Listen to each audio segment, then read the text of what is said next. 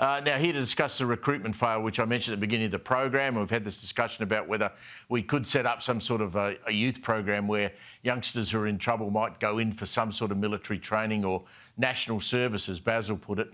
Australian Director of Strategic Analysis is Peter Jennings. Peter, welcome to you. Why is it the ADF have such trouble trying to convince youngsters to sign up to a life in the military, do you think? I think there's probably a sense that the government doesn't have the Defence Forces back right now. That's one of the things that's contributing to a lot of people leaving the ADF, Steve. Defence people have a way of sensing this. And I think if you're in an environment where military capabilities are being cut, ships aren't going to sea, aircraft aren't using their flying hours, people ask themselves the question, well, why should I join? It doesn't seem that the government actually supports us. You know, instead of spending 6 days in China, Albanese could have spent 1 day less and come to the Talisman Sabre exercise and spent some time talking to Australian soldiers. He didn't do that. I think the first Prime Minister in a long time not to have been to that exercise.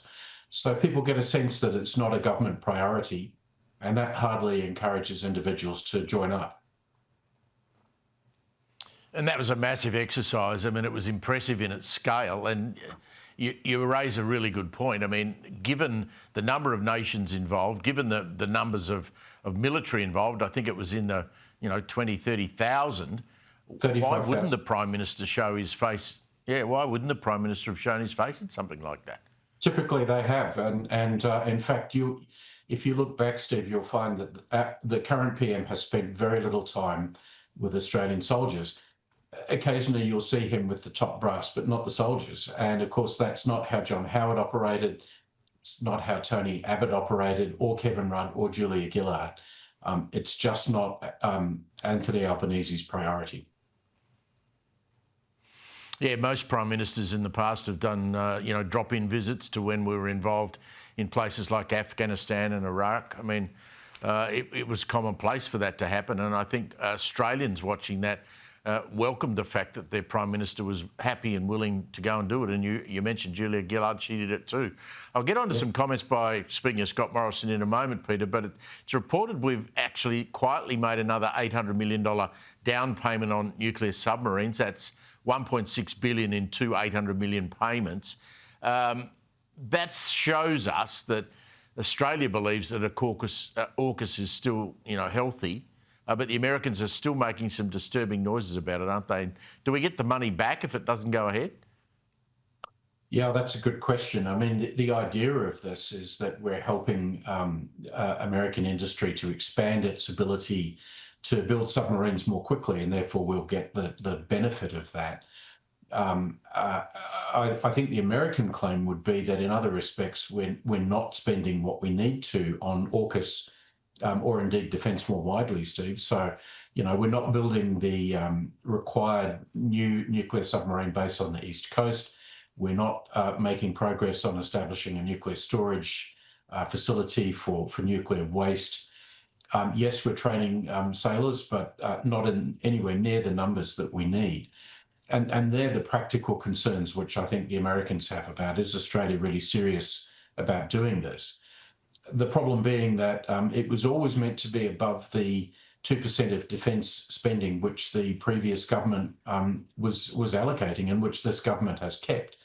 And I think the reality is you can't do AUKUS on the cheap.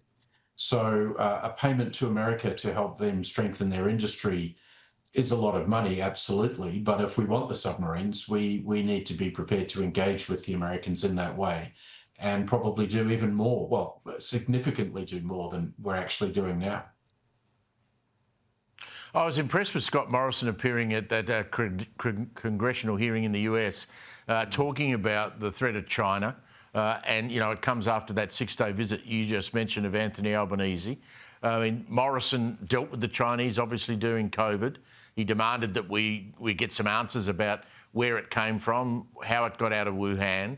Chinese then slapped on all those trade bans. But I thought he was very impressive today, saying that, Americans and Australians have got to be very wary of what the Chinese Communist Party in Beijing is up to. and how aggressive they will continue to be in the region. I mean, he's making a hell of a lot more sense, I must say, than the current Defence Minister, Richard Marles, or the current Prime Minister. I completely agree. I mean, there's a depth to Morrison's analysis which comes out of the fact that he was dealing with China at a particularly rough time during COVID. But, you know, the same intelligence information is also available to Anthony Albanese. And the current PM is just living on this fantasy that, you know, because he goes to nice banquets and the Chinese sort of look after him and show him the Great Wall and pandas, that everything's fine. Albanese will know on the basis of what the national security system tells him that there are actually serious problems with China. Problems in the Pacific, with Southeast Asia, problems with the growth of their military capability, their continued cyber spying on Australia, which is enormous.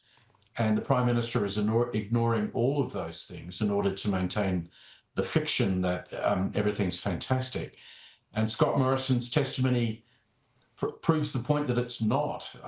It's such a shame that Albanese can't talk in the same level of detail as Morrison did to Congress today. Yes, and I thought it was churlish of the Prime Minister in question time today. I don't know if you saw it, Peter, where AUKUS came up and he said, well, don't forget, it's my government that signed AUKUS. I went and met with Joe Biden and the British Prime Minister, and I signed up to AUKUS. Well, the work had all been done. I mean, Morrison, as you say, was at the heart of getting the AUKUS agreement up and running, shaping it and pushing it and making it happen. I mean, yes, he lost an election, so the timing wasn't right for him to go and sign it. But if we look forward and you look back in history, he'll be the one who's credited largely with doing most of the hard yards, won't he? Well, absolutely, and it needs to be bipartisan. I think my message to Albanese would be the same as the sign in the China shop. You know, you break it, you pay for it.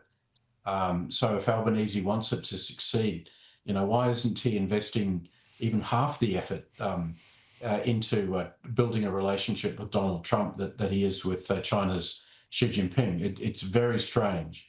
And in many ways, I think, calculated to make the Americans doubt that we're serious about AUKUS. So what is the Prime Minister's real purpose? Does he actually want this to succeed? Does he want the Americans to take it away? It's very hard to know what Albanese's intention is with AUKUS now. Yeah, he's making much more sense, Scott Morrison, than what the Prime Minister is. You read the tea leaves pretty well.